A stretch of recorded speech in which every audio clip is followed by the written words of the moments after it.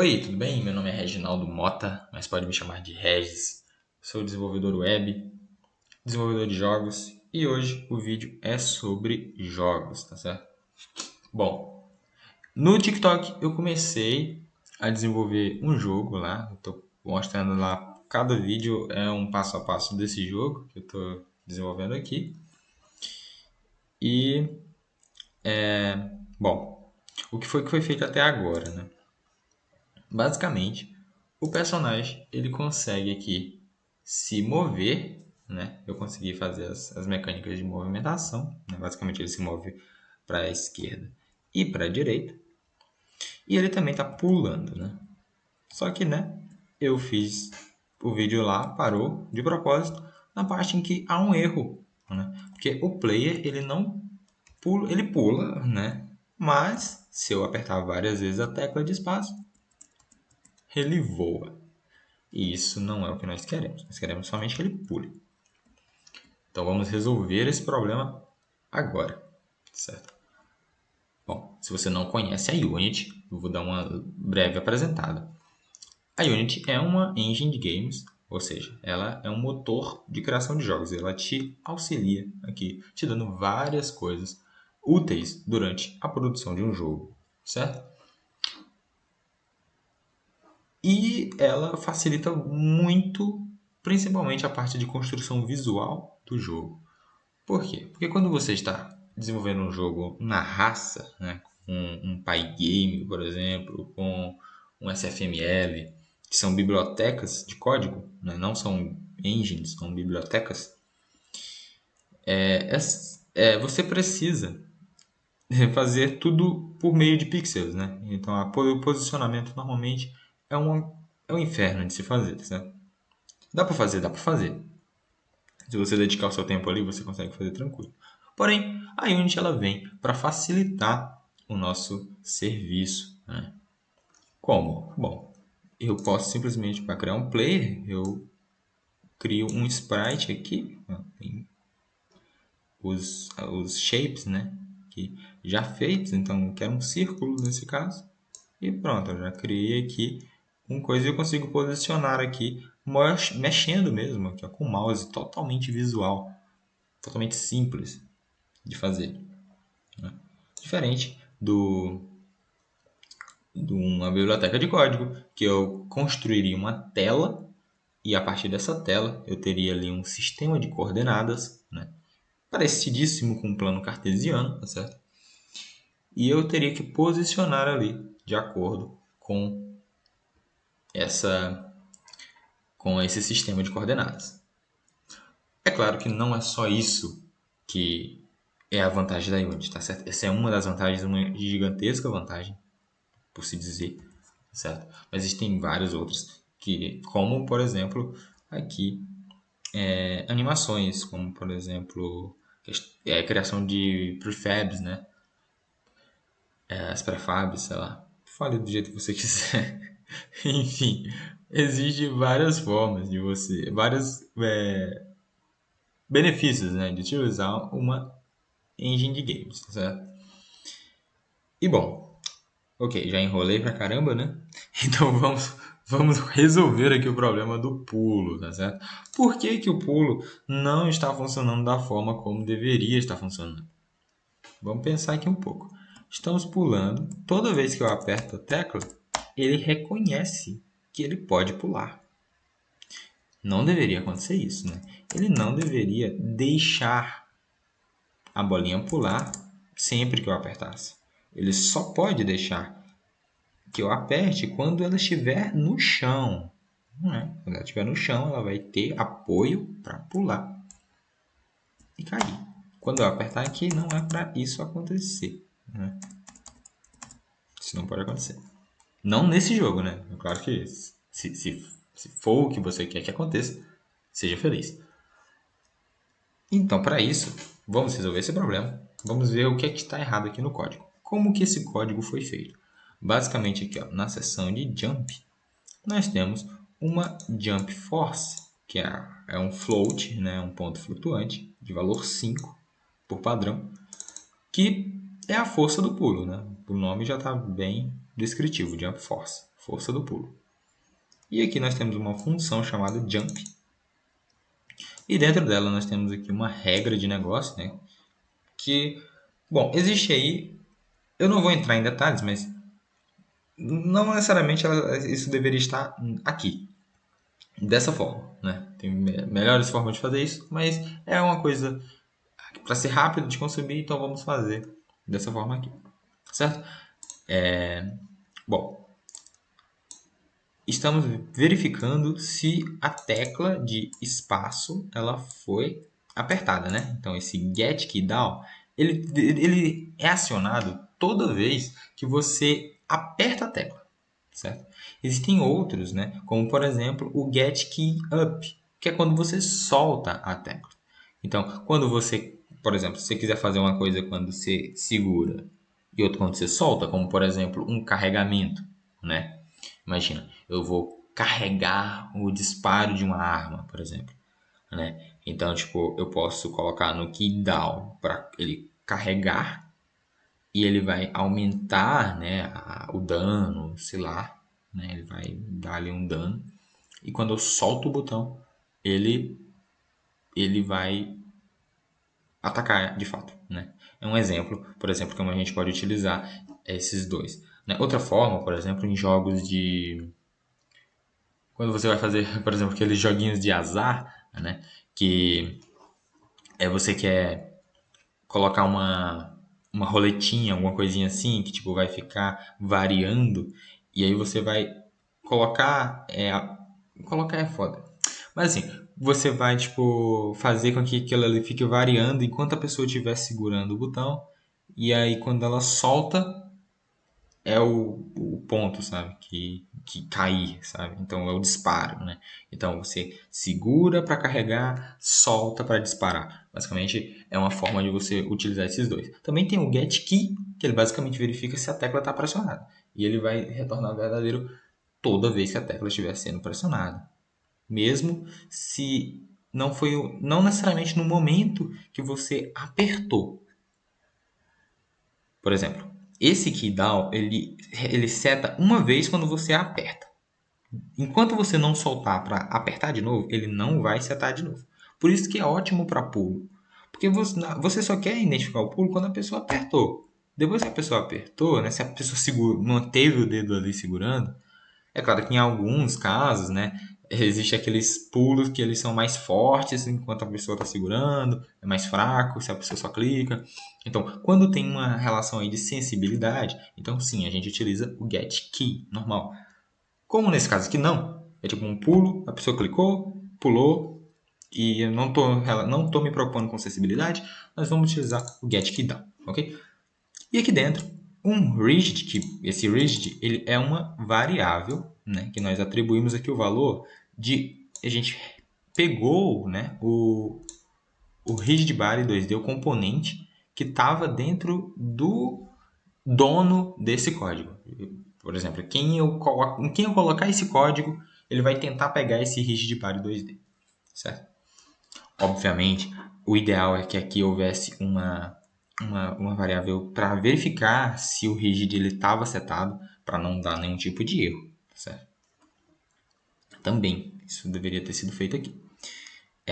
Bom, então aqui o que está faltando é verificar se ele realmente ele chegou, né? Ele pulou, né? Ele encontrou seu destino, né? Se ele está no chão, né? É isso, se ele está no chão ou não. Então, para isso, eu vou decidir fazer uma nova função. E essa função vai retornar um valor verdadeiro ou falso, um booleano. E vai ser o canJump. Ou seja, ele vai verificar se ele pode pular. E né, vamos retornar, por padrão, que ele não pode pular. Não pode pular. E né, o que nós vamos fazer? Nós vamos criar aqui uma variável que vai ser o distance floor, que eu vou colocar. Basicamente é a distância do chão. Vai ser isso.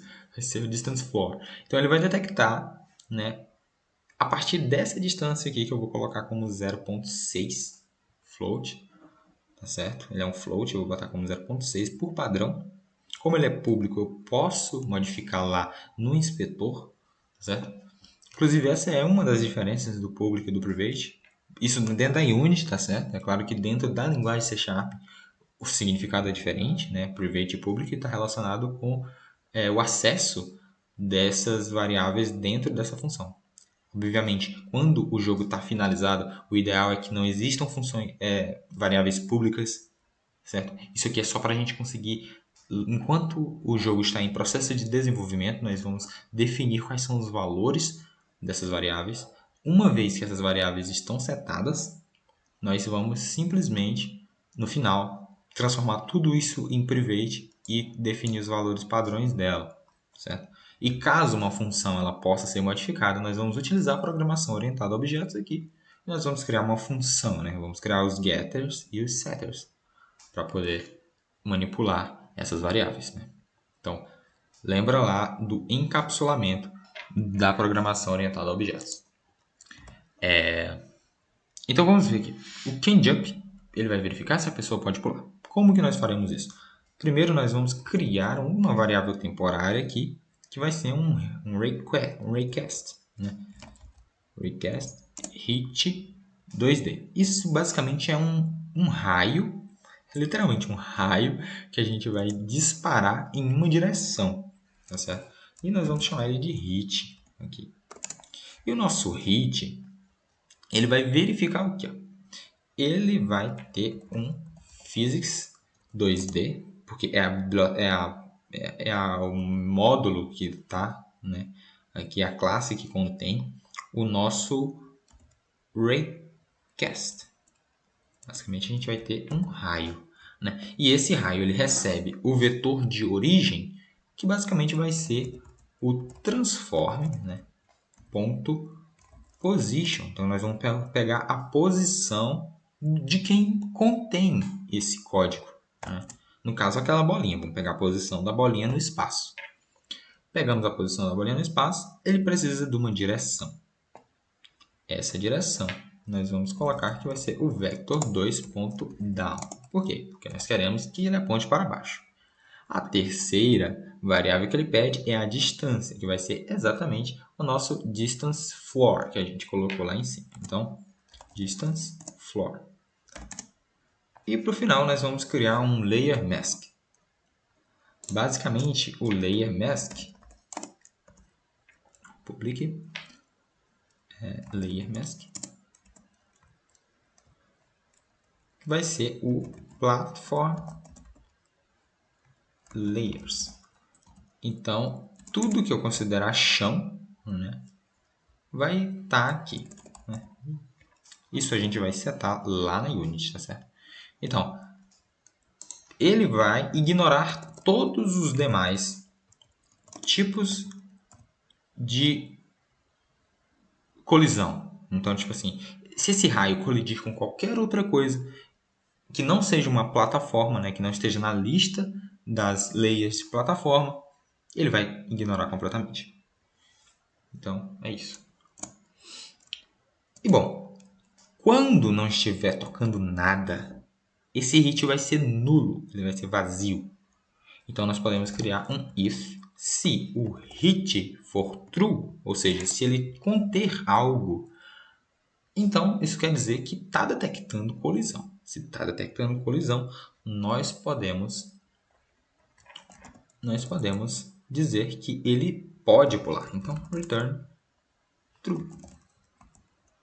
Se ele passar por aqui batido, se ele passar batido por aqui, isso quer dizer que ele não detectou colisão, então podemos retornar o false. Então, perfeito, o nosso código já está pronto. Então, nós vamos colocar o canJump aqui. Basicamente, ele vai fazer isso. Então, aqui dentro da verificação, não basta mais eu apertar a tecla. Eu preciso tanto apertar a tecla, quanto ele precisa pular, né? Ele precisa poder pular. Então, nossa função canJump, ela precisa retornar true, verdadeiro.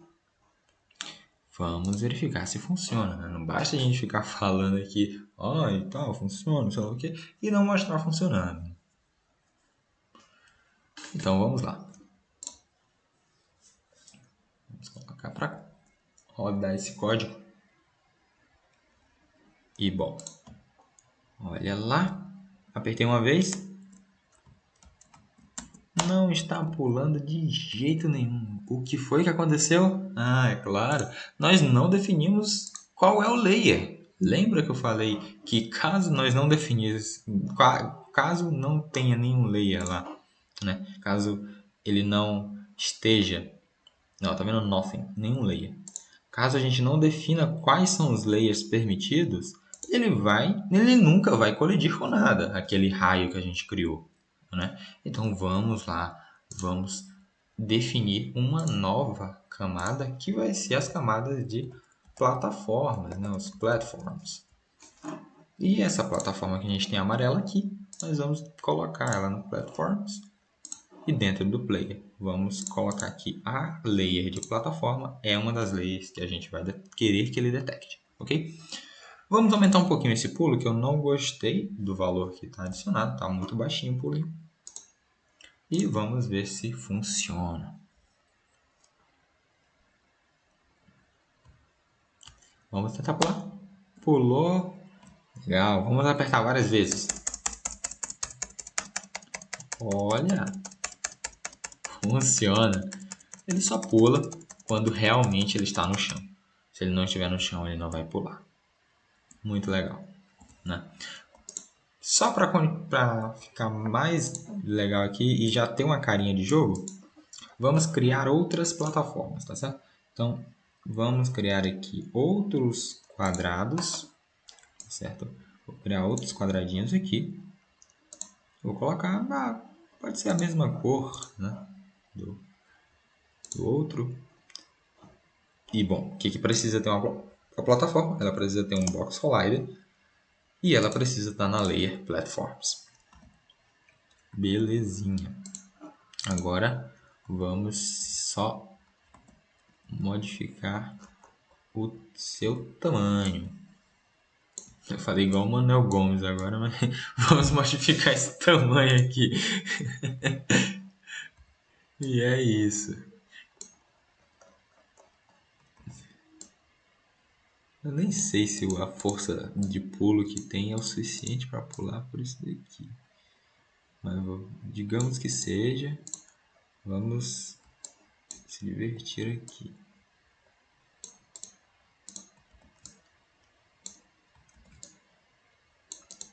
Tá vendo? Eu basicamente criei uma fase de um jogo aqui muito facilmente, porque a gente está mexendo com a Unity, né? Com uma engine. Se não tivesse com uma engine, provavelmente isso aqui seria um trabalho maior para poder fazer isso.